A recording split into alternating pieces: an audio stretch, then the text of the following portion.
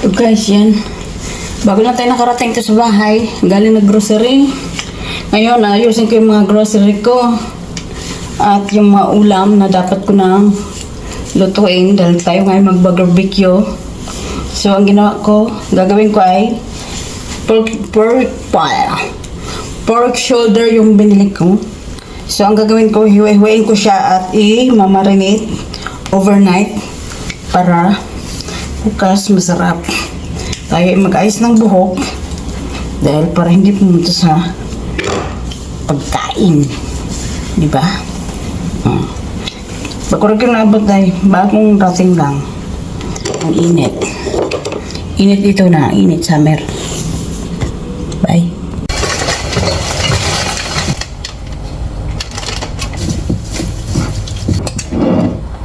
Ganda no? Tinan mo ang karne lulutuin ko. Diyos ko, Mario. Oh. Ayan mga isda. Ano pa? Mag-ano pa ako, maglumpia. Busy si Akits today.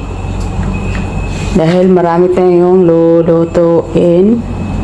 Oh, nakabili na tayo ng cheesecake from cheesecake shop.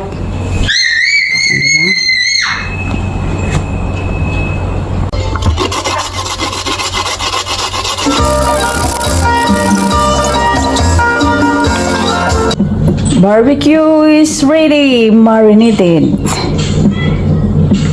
Need to put in the fridge for overnight and cook it tomorrow. Barbecue is a pork and chicken. Next, I'm gonna make a chicken macaroni.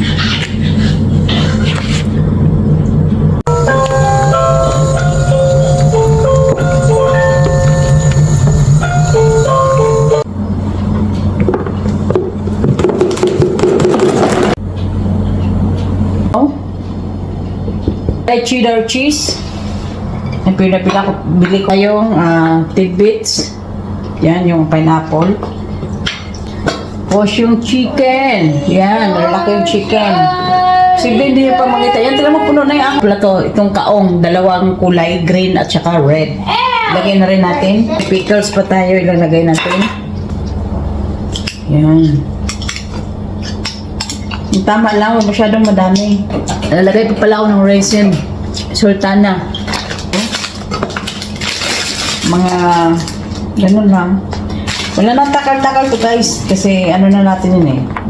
Wala masyadong may kulang pa ang ating condensed milk. Gusto ko tong condensed milk na to kasi ano siya. Sa sobrang puno. Nahulog na. So ilalagay ko to sa fridge. Pero ayoko naman yung sobrang o yan, punong-puno na guys. O, puno na siya. Dito na lahat. And you say, Rudy, welcome to your Rudy.